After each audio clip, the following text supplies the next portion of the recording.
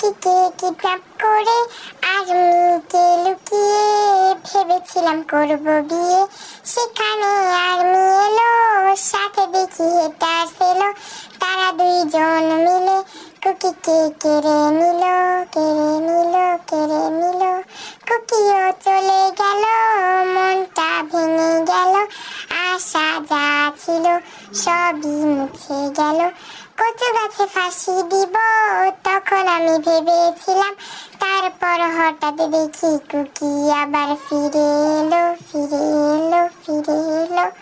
ও cookie সোনা, দুটা puppy দাও না, আমি সত্যি বলছি আর ভিকে দেখে ক্রাশ খাবো না। চাঁদনি রাতে আমি তোমার সাথে যাব ডিনারেতে, পিজা বার্গার খেতে।